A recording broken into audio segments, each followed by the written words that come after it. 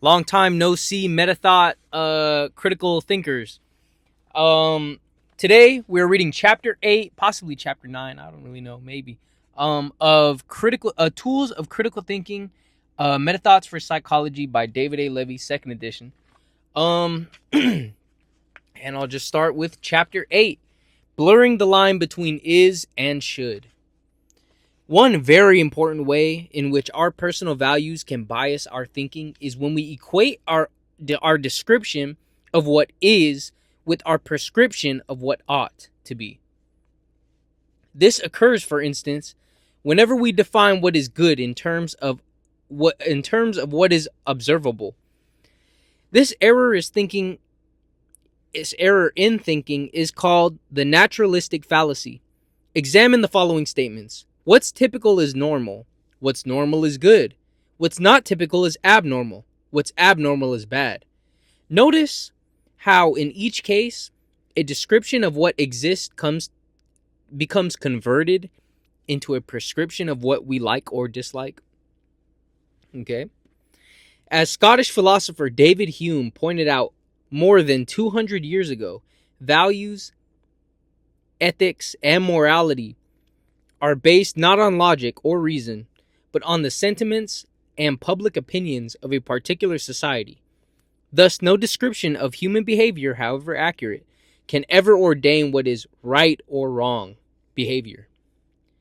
It makes no difference whether we are studying cultural customs, religious convictions, political beliefs, educational practices, recreational activities, sexual proclivities, or table manners. If most people do something, that does not make it right. If most people do not, that does not make it wrong. Of course, the converse is also true. The converse also is true. If most people do something, that does not make it wrong. If most people do not, that does not make it right. In other words, there is no need to idealize someone just because he or she is different from the crowd. Likewise, we need not condemn someone solely for doing what others do. The point is that in any case, we must be careful not to confuse objective description with subjective value judgment. Let us briefly elaborate on these four variants of the naturalistic fallacy. Number 1, common equals good. The error here is to equate what is average, conventional, or popular with what is right. What are some of the assumptions underlying this perspective? Everybody does it, so it must be okay. The majority knows best, quote unquote. Quote, all those people just can't be wrong, end quote. To take a concrete example, and because the vast majority of people in a particular country condone the physical punishment of children, this opinion must be the right one, quote unquote. Number 2, uncommon equals bad. On the flip side of the coin, that which departs from the norm is presumed to be wrong. Whether judgment, deviant behavior, unpopular beliefs, unusual customs, or unconventional appearances, the verdict is inevitable. If it's different, it's condemned. Example, since only a small minority of the world's population is homosexual, homosexuality must be wrong, quote unquote. Number 3, common equals bad. In this scenario, an individual rejects something solely because the majority accepts it, separate and apart from its own merits or drawbacks. On what basis? The masses are always wrong. If most people do it, it can't be good. Since society is a flock of mindless sheep, anything they stand for is bound to be immoral. Example, the establishment believes in marriage, therefore I certainly do not. Number 4, uncommon equals good. Along the same lines, any deviation from what is normal is deemed, per se, to be desirable, irrespective of its inherent value. Why? Anything that's different is better than what's average. If it's unusual, it's good. Anybody who has the courage to rebel against conventional thinking must be right. Those were all quotes. or quote unquote quotations. Example, quote, I would rather have people look at me strange than not notice me at all.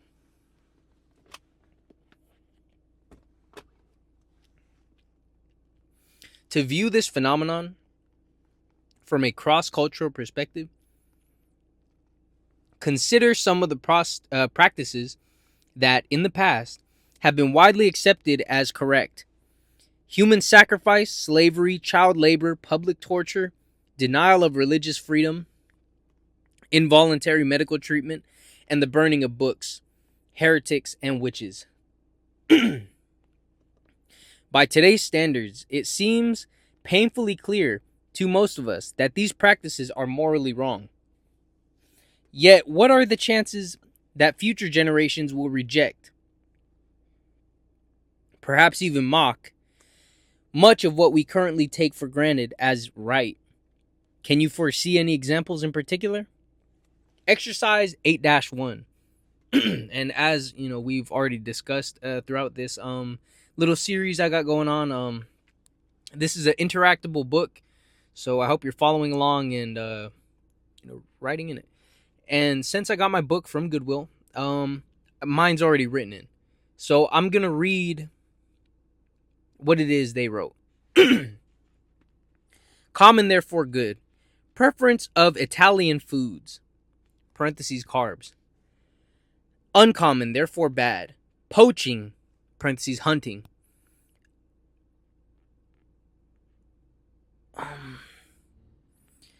Common, therefore good. She said birth control. Or they said birth control. Uncommon, therefore bad. She put algae blooms. And then the next one. Common, therefore bad. Drug/alcohol use. And war to solve conflicts and forest fires. Uncommon, therefore good. She put art and music therapy. I just don't agree. I just don't think enough thought was put into the answers in the exercises that this person has written. I'm never, it never suffices for me. I'm always hating. Okay, application 1, page 52. Evolutionary psychology. T.H. Huxley once noted that the cosmic process has no sort of relation to moral ends. Parentheses, cited in Miner and Rawson, 1994. His assertion notwithstanding, our view of nature itself is subject to the naturalistic fallacy. This happens when we equate what is natural with what is right, or when we proclaim that things are as they should be. Things are as they should be, or presume that whatever occurs in nature is good because nature in itself is in itself good. After all, how could it not be good? Just consider snow-capped mountains, golden sunset, fragrant flowers, the miracle of birth, the instinct to survive, indeed life itself. From herbal remedies to organic pesticides, if it is from nature, then it is inherently good. There's only one small wrinkle. Perhaps, not surprisingly, we are less inclined to cite examples from nature that we do not happen to like. What about birth defects and leprosy, drought and famine, earthquakes and monsoons, strychnine and oleander? Are these phenomena any less a part of nature? Are they somehow unnatural? Quote unquote. In essence, nature is held to a double standard. We embrace good parts and ignore, dismiss, or rationalize away the bad parts. But we cannot have it both ways. Nature is, morally speaking, just nature. The values we impart to it are a different matter. Even social scientists are not immune to committing this error. A case in point is the field of evolutionary psychology, which asserts that behavior like anatomy and physiology is largely the product of genetic inheritance.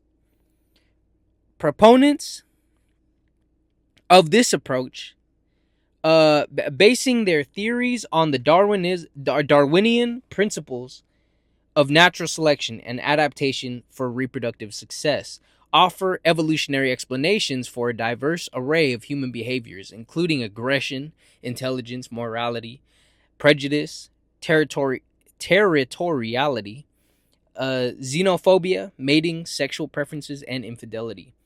C, and then in parentheses, C, Barco, Cosmides, and Tubi, 1992. I don't even know, Futuyama, 1979, Simmons, 1979, Wright, 1994, and parentheses. For instance, according to these theories, men are genetically predisposed to seek out a variety of nubile young females as sex partners. Women, in contrast, naturally prefer fewer monogamous relationships with wealthy and powerful men. Further evolution determines that men compared with women inherit a greater proclivity to kill their spouses over sexual infidelity. For the sake of the argument, let us set aside the numerous criticisms of evolutionary psychology. Example, Holcomb, 1996, Schlinger, 1996. And assume these theories are valid. Where does that leave us? What are the implications? That sexual double standard are natural and therefore acceptable? Would this justify promiscuity, adultery, deceit, and betrayal? Are greed, materialism, racial segregation, and war to be sanctioned? Could we really criticize or condemn someone for infidelity? After all, it's in their nature, quote unquote. Even if evolution does not influence what we do, that does not inherently make it morally good, desirable, or correct. Put in another way, what is true isn't necessarily right. It would be erroneous, for example, to condone acts of violence solely on the grounds that aggression is an intrinsic product of our genetic inheritance. It is one thing to explain human conduct. It is quite another to excuse it. Maybe our behavior is, in part, attributable to the process of natural selection. Then again, perhaps, to borrow a line from the movie The African Queen, nature is what we were put on earth to overcome. End quote. Application 2. Maslow's theory of self-actualization. Another case in point is Abraham Maslow's 1970 theory of motivation. Maslow's a pioneer of humanistic psychology. Proposed that humans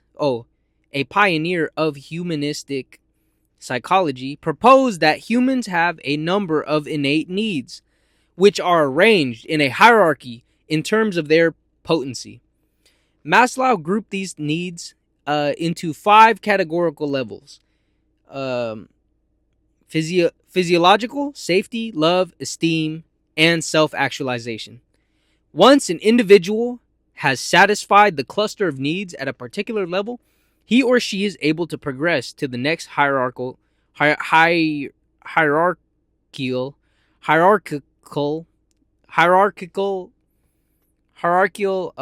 level. Thus, for example, people typically are not prompted to seek acceptance and self-esteem until they have met their needs for food, water, and shelter. Maslow noted that as one ascends the hierarchy of needs, one becomes less animal-like and more human. If a person is able to satisfy adequately the needs in the first 4 levels, he or she is in a position to fulfill the highest order needs, namely to actualize one's fullest and unique potential. And this is the chart right here. It's a pyramid or a triangular prism. Sorry. With at the bottom being physiological, and then second one being safety, third love, belonging, esteem, and then the top one, the point, is self-actualization.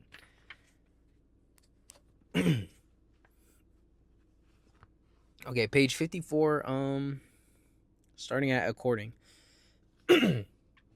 According to Maslow, once a person enters the realm of self-actualization, he or she becomes qualitatively different from those who are still attempting to meet their more basic needs.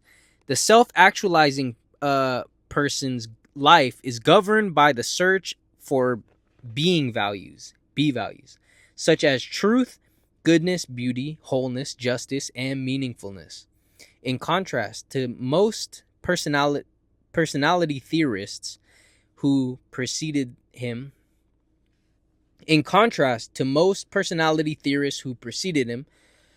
Maslow created his theory by studying healthy and successful people rather than clinical cases of psychopathology. His interest in self-actualizing people began with his great admiration for Max Wertheimer,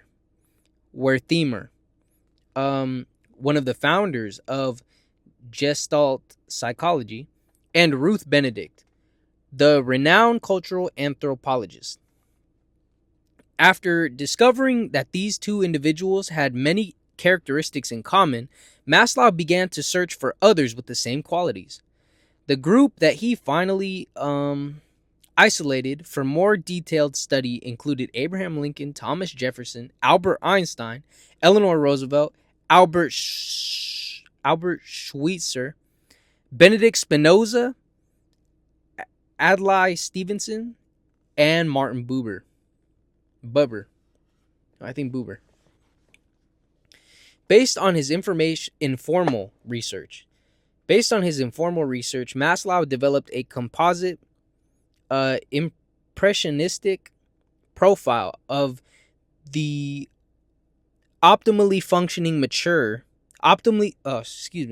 Based on his informal research, Maslow developed a composite, impressionistic profile of the optimally functioning, mature, and healthy human being.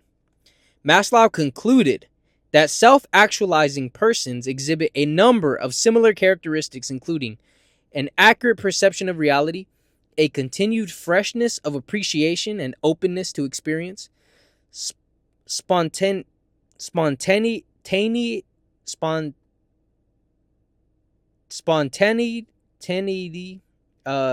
I don't know. I just don't know how to pronounce it. Spontaneity, and simplicity. A strong ethical awareness, a philosophical rather than hostile sense of humor, needs for privacy, periodic, mystical, peak experiences, a democratic leader structure, deep interpersonal relations, autonomy and independence. Creativeness, a problem-centered rather than self-centered orientation, a resistance of enculturation, and an acceptance of others, of self, others, and nature. Critics of Maslow's theory question whether such characteristics truly are a valid depiction of the fully functioning person, or instead are a reflection of Maslow's own subjective value system. In other words, Maslow had been criticized for mixing ethical and moral considerations with his logic.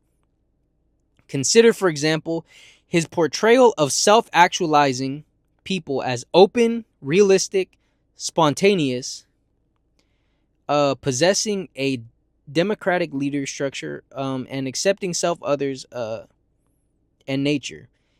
Is this an objective description of human fulfillment, or is it a prescription masked as a description? A prescription masked as a description of Maslow's own ideals, as noted by M. Brewster Smith. Perhaps Maslow simply selected his personal heroes and offered his impressions of them. Let us explore this notion by conducting a thought experiment. Imagine that some other theorists with a distinctly different set of views were to utilize Maslow's method of delineating the characteristics of self-actualization by studying his own heroes, who, for the sake of the argument, happen to be Napoleon Bonaparte, Alexander the Great, and General George S. Patton. In this alternative scenario, now what are some of the qualities that define the self-actualized, optimally functioning, healthy human being?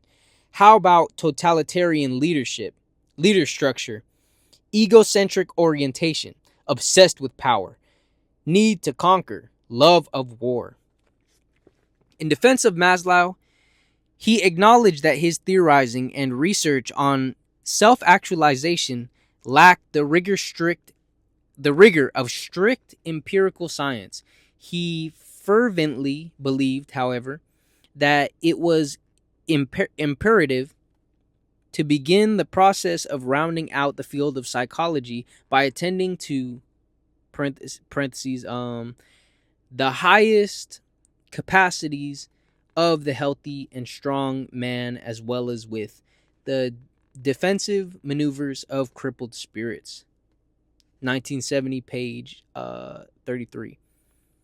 Further, Maslow maintained that it would be misleading to believe that science is value-free, since its methods and procedures are developed and utilized for human purposes.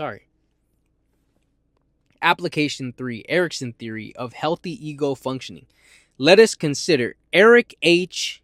Erikson, theory of psychosocial development. Erik H. Erikson's theory of psychosocial development. Erikson, 1950, theorized that all humans pass through a series of 8 developmental stages, which stretch from birth to death. Each stage is characterized by a developmental conflict, problem, or crisis. If the crisis has a positive resolution, the person's ego is strengthened by gaining a virtue, quote unquote, which results in greater adaptation and a healthier personality. But if the crisis has a negative resolution, the ego loses strength, resulting in inhibited adaptation and an unhealthier personality. The ego loses strength, resulting in inhibited adaptation and an unhealthier personality. For instance, if a young child's conflict between initiative and guilt has a positive resolution, he will emerge with the virtue of purpose. A negative outcome, however, would result in a sense of unworthiness. Erikson thus defined the healthy or mature personality as one that possesses the 8 virtues, namely hope, will, purpose, competence, fidelity, love, care, and wisdom, that emerge. Hold on.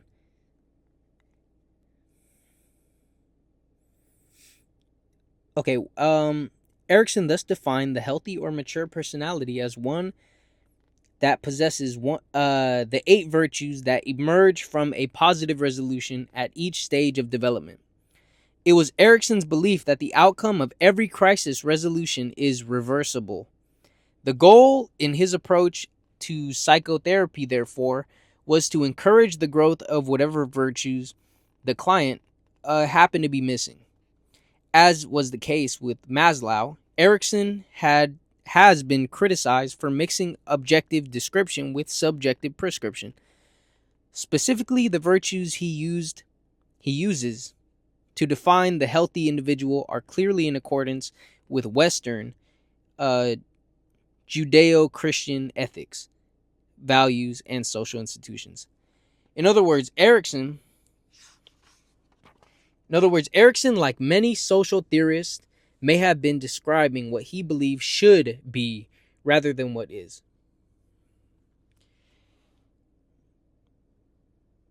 And right here, caveat and conclusion. It is not my intention to impugn the values implicit in the theories of Maslow and Erikson. In fact, I find myself aligned with many of them. However, values and veracity are not synonyms. Further, we must remember that our perceptions of the world are inescapably colored by our personal beliefs, which is true, yes. And that the distinction between description and prescription frequently is a blurry one indeed. And that was 25 minutes of chapter 8. I thought I was going to read chapter 9. I couldn't read it all. But thank you for watching. Please let me know if I should keep doing more. The last one was well received. I really do. It sounds like I'm reading right now. The last video I made was very well received. So I just want to know if I'm keeping up with the curve of the schedule you guys are watching. So please comment and like and keep viewing and just keep it up. Yeah. I'm happy with the reception. So thank you and good day. Good night.